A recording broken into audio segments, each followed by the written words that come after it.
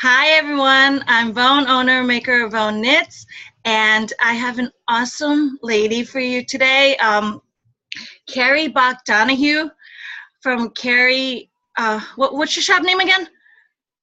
Cary's Custom Crafts. Cary's Customs Crafts, that's right. I got nervous because I was like, I didn't write it. Oh, there it is. I did write it down. I just didn't know where to look.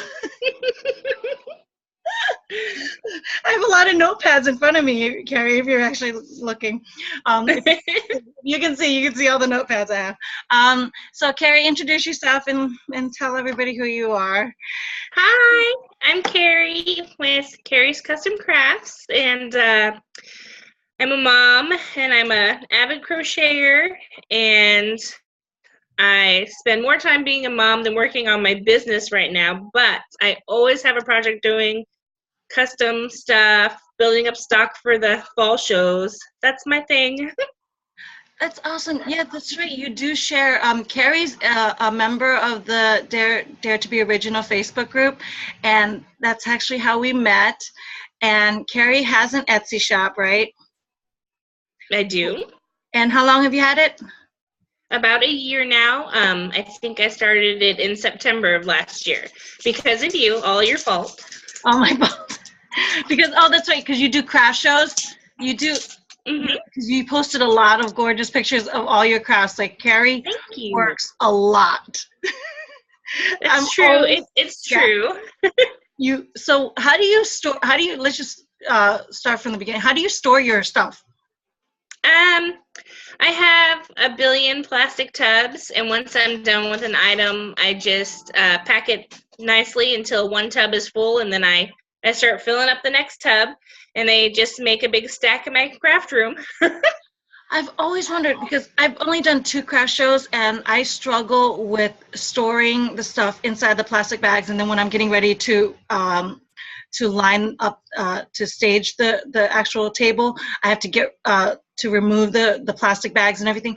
Do you struggle with that, or do you just throw everything in the tub? It's all yarn, so I just put it all together. Oh, and okay. Then a couple of days before a show, a couple of days before my first show of the fall, I will take over the whole kitchen and take everything out, price everything, and then I usually sort it, like all the same hats and all the same types of thing go in one bin and then the next one. So then when I get to the show, I already know how I'm going to open them, in what order, and which tables get set up first.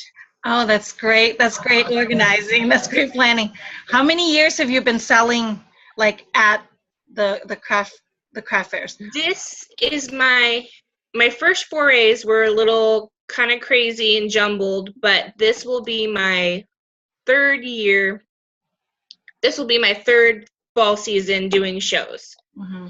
And I've kind of narrowed it down. I started out doing like stuff in the summer at festivals and stuff, but I just had to kind of learn my way what things really worked for me. And for crochet, for me anyway, it's starting in October through Christmas is when I do the best. So I just stop doing anything and everything, and then I just focus on the fall craft shows.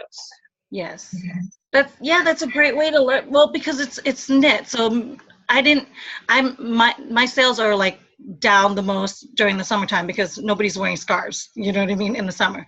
But I'll once in a while get a couple of sales because I'm also international, and it's always winter somewhere. So on the other side of the world, it can be that, you know. But in my first 2 years when I was doing the craft shows, I only focused on like the winter, you know what I mean?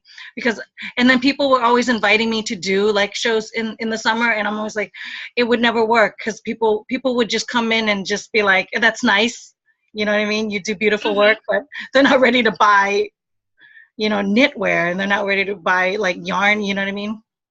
So, I can still do some stuff in early spring.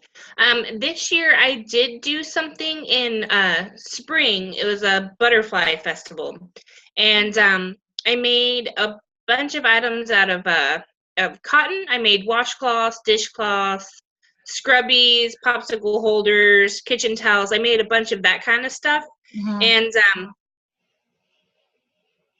I sold some stuff, but I don't know. It just it didn't get the reception I was hoping for. People were like, okay, whatever. And so I was like, all right, back to just fall stuff. Right. Because that's what you have to do. You just have to experiment and try it out, and then, you know what I mean, know what works, and then pursue what works. So Yeah, and now I have a bunch of Christmas presents already made, so it's a win-win. yeah, that's right. That's true. People will always use soap and scrubbies, so that's Always. actually I'm in need of some myself. So Just but drop me your address, I'll send them out. I should check out your shop more. I'm actually, it's funny because people will wonder, like, do I, because I knit and crochet, do I make everything myself? But it's funny because I make things for other people, but I rarely make things for myself. When it's like myself, I'll be like, I'll buy it from somebody else. Same here. I rarely make anything for myself. You know? With our girls, they're like, "Mom, is that for me?" I'm like, "Oh, no, honey, it's for sale." They're like, "Okay." I get that a lot. I'm like, "I'm sorry, I'll make you one next." Yeah. And it's funny because, like, when it's for me, I'm like, oh, it's too much hard. It's too much work. I'll buy it. That's actually funny. Yeah, I'm the same way. I'm the same way when it's gifts time too. Like, can you make that for me? I'm like, I'll buy you something for somebody. It's too much work for me to make it. Um, so do you have any, like, systems in place? Like, so it sounds like you got, like, your Tupperware in your bins, like when you finish something. So you price everything in one shot then. Yes, I have a pricing party. I sit down and I hand make all my tags. I have a little stamp I got from Hobby Lobby that I like. It says uniquely handmade. And I buy cardstock and I cut all my tags and I stamp them and then I handwrite what the item is and the price. And then I put washing directions on the back of the tags. And I always put a little heart on everything. I don't know if it's because I'm still 13 in my heart or just because I like to give everyone a little love. I'm not sure. It could go either way. You can never go wrong with too many hearts. You know what I mean? So That's my thing. Everyone needs a little love, so I just throw a little bitty heart on each tag. I'm the same way. Actually, that's my favorite emoji, is the 3 hearts that go in a circle. Like, I just put it with everything I type because you can never share enough love. For real. Right? And then Yes. So another thing I want to ask you. So you make a lot of stuff. Do you do your own patterns, or do you have any patterns, or do you just follow patterns? I do. I have my messy bun hats are my pattern. I have a couple of character hats that are my pattern, like an Elsa and Rapunzel. I do these kitchen towel holders, which are my pattern. A lot of stuff. If I sell it on Etsy, I like to do my own pattern. Mm-hmm. Some of them I have written down, and some of them I haven't. So I have to remember what I was doing when I get back around to it. Which I should write them all down probably, but I have a lot of stacks of shorthand. So like if I'm working on a project, I'll just quickly write down a few things to jog my memory, and then when I come back around to it, I look at my little piece of paper and I'm like, oh yeah, that's where I start. And then so I should probably transfer all those to Word, but one day. The kids are still little, so I chase them a lot too. Right. So you're not selling any patterns right now? Not right now. I have a couple that I want to finish and release for free, just because like I have a baby doll carrier one. All the patterns that I could find, they were okay, but their practical use for a 4 and 5-year-old were not very good. So I made my own, and as soon as I finish tweaking that, I actually want to release that one for free, because that one I just thought there should be a good free one out there that would hold many types of babies and work well. Right. Oh, that's great. So guys, everybody follow her. I'm going to leave all of her links in the show description. So definitely follow her. So when she does release that, you can get that free pattern. You can get a hold of that if you're interested in that. That's I have it almost all written down, so I might actually finish it soon, just so you know. awesome. Maybe by the time this releases, because this is going to probably be another month, so maybe by the time this release, Cary, you have like about a month.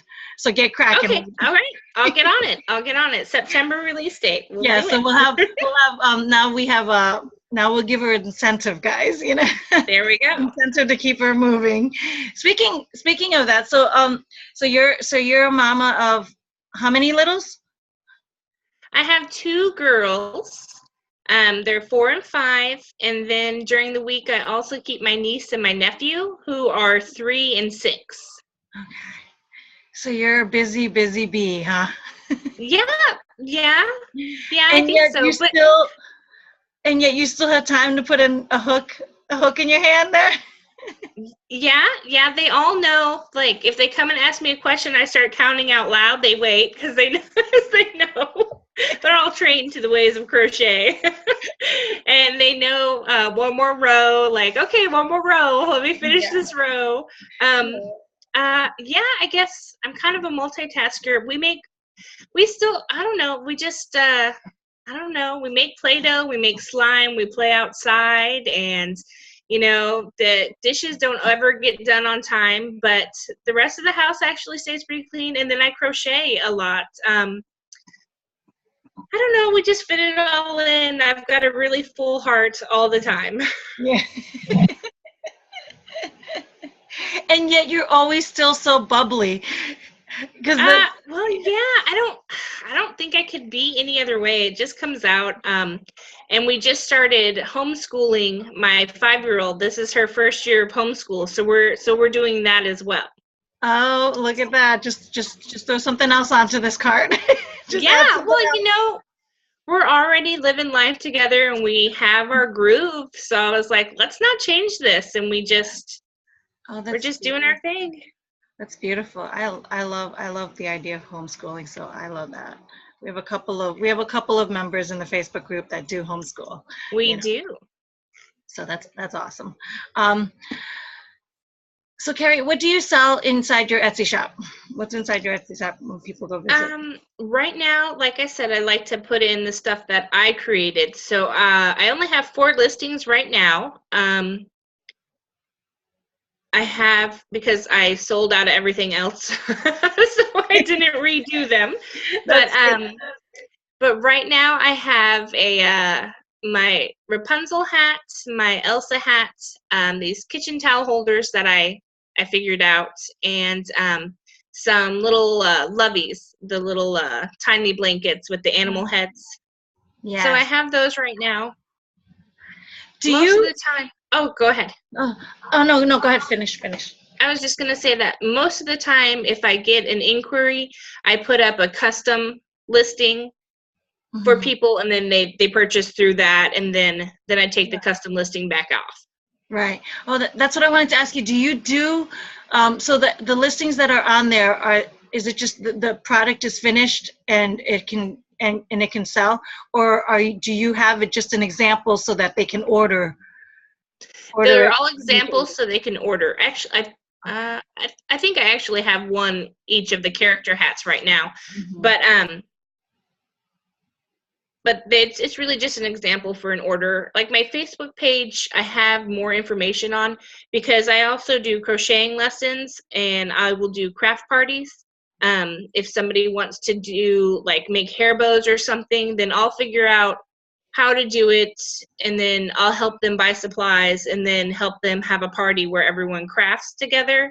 And then I have crochet lessons, which turn into half crochet lessons and half talking about life, because I always end up crocheting and just talking about life. So yeah, well, that's exactly what the premise of my YouTube channel is me talking about life while I'm crocheting, so that when you're watching, I'm not necessarily keeping you guys to sit there and watch me do something. It's more or less that we're in a circle together and just chatting about life.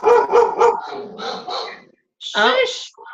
We got a party in the background. There's a small chihuahua being walked outside, and they feel the need to bark. Hey, shh. Hey, girl. Hey, come here. Come here. Come here. Shh. Thank you for saving me. Yeah. Both of you. Sorry. That's all right. They want to. We'll go outside and get them then. Okay. Don't you? What are they? What are the size of your dogs?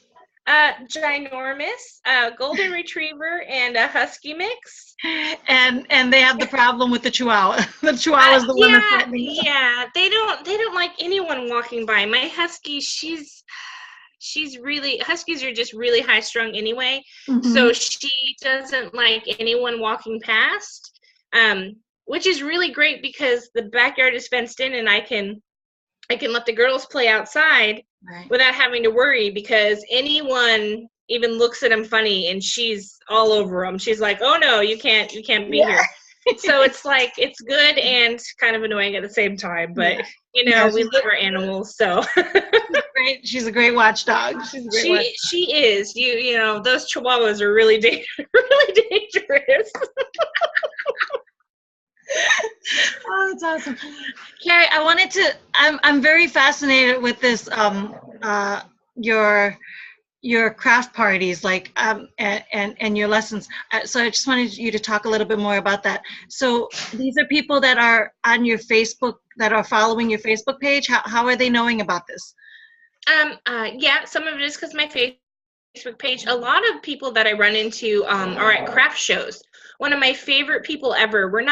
We don't even really do lessons per se, and I don't charge her any money, though she's always trying to give me money for projects. But she's this beautiful 90-year-old woman who still gets out and around. She goes to Zumba, and she comes over. Yes, she says I can't do all the stuff standing up, but I sit in my chair and I do all the arm movements. Right. I love that. She's amazing. And so she comes over and we crochet, and she's never done baby shoes. So I teach her how to do stuff she's never done before, even though she's been crocheting her whole life. Right. And during the process, we sit and we talk, and there's so many amazing things to learn from people that you wouldn't normally talk to. Mm-hmm. So, and I think part of it is you're sitting there being creative, so it's opening other parts of yourself up to good conversation and a good connection with people. And I had no idea how much we had in common until, we just started talking. It was really amazing. I was nervous. I was like, oh my gosh, she's 90. My kids are running all over the place. Mm-hmm. She probably knows everything. And then we sit down and it's like, there's no difference. We're just there. That's amazing. I love that. It's funny, before I did all this, it was years ago, I used to have a knitting party. It was a crochet club, and I don't, even though I'm still friends with those two ladies, or a couple of ladies, we had about 4 or 5 at one point, where we would get together at her house, and we'd have coffee, and one of us would bring baked goods, you know what I mean? And we would just sit and gab and work on our projects. And that was years ago. That was like 5 or 6 years ago. And we would sit there and work on stuff. And then we came up with this idea, like, we want to sell our stuff, and we want to do, you know what I mean? Like, we can do all these things, and we can go together and not, this way we don't have to do it scary by ourselves. And I remember, it was so, it's so funny. And then, talking about all that stuff and ready to do it. We even had some stuff. I even had scarves made. I had some handbags made, to contribute. I was a little bit younger than them, but I was like also like the little like go getter, like let's do these guys, and they're like whatever, you know what I mean? Sure, they just kept pacifying me with it, and then we just kind of broke off because life happened, and you know, and then Yeah. one week after another, we're like, okay, let's cancel, and the next thing you know, I never went back. We never went back, but I still like go to like the baby showers and the bridal showers, you know what I mean? Like we still see each other in that way, and I miss that time. I miss that, you know what I mean? That togetherness that we had, and I do. maybe I should pursue that again. But since now that I'm lacking that, that's why we have the Facebook group, and Right. to get to know people, because some people don't have that and don't have like a community, and don't know anybody else that even does their craft or whatever, and so that's where they seek inside the Facebook group to get that encouragement and that. But I do miss that, and I'm so glad that you had that. 90 years old and still doing Zumba. That's amazing. She's amazing. I just I think crafts are a way to really bring people together, which seems strange, but I feel like you're in this spot where you're opening up and being creative, which can be really hard to be creative, especially in other people, because it's kind of scary to show that side of yourself. So once you've taken down that wall and you're being creative around other people, it's so much easier to open up and talk about everything and form really good friendships, really good bonds like that. Before I started being a stay-at-home mom, crafter, babysitter person, I worked at a call center, and we were allowed to crochet or work on crafts in between calls or whatever. And I ended up teaching everybody on my row how to crochet. I had like 6 people I taught to crochet, and we were all just sitting around crocheting while we're doing calls and stuff. I don't know. It's just, I like people. I like being there for people. I like to hear them talk. And like my favorite thing about crochet is when someone buys something and we're in person and I can watch them go, whoa, this is what I've been looking for. And my heart swells and I'm like, yay, that's who I made it for, you know? That's awesome. You are a woman after my own heart, because I'm all about the same thing. Like I love spreading this craft. It's a 1,000,000-year-old craft. You know what I mean? Do you just crochet, by the way? And no knitting, just crocheting, right? Yeah, my knitting is really really sad and unhappy. It doesn't flow, and it frustrates me. Every couple of months I go, I'm gonna do this, and then about 30 minutes of trying really hard, I'm like, yep, it's just not working for me again. I did that for the longest time. I'm a master crocheter and a newbie knitter, but I'm actually getting better and better and more prolific at it. And I was the same way for 10 years. I was like, I'm going to learn to knit. And then I would stumble and fumble, and then I would go back to crochet. You know what I mean? So whenever anybody wants a custom order of something, they'll show me a knit, and my thing is I can do it for you in crochet. Right? I'm like, well, let me see if I can crochet that. Yeah. But now I'm at the point where I can actually follow the knit that they want me to do the knit. But it's That's amazing. But it's funny, what finally pushed me over, Cary, from the dabbling to the knot, is the fact that I was crocheting so much that my arm was getting arthritis. Like it was getting, you know what I mean? And that's when I was like, okay, I need to knit to relieve the pain of the crochet. And then that's how I learned to finally get better at knitting. So well, that could possibly happen to me. That's why I'm telling you the story, because I have a feeling you'll get to the knitting stage pretty soon, after you are forced physically that you cannot crochet anymore, that you need that crochet break.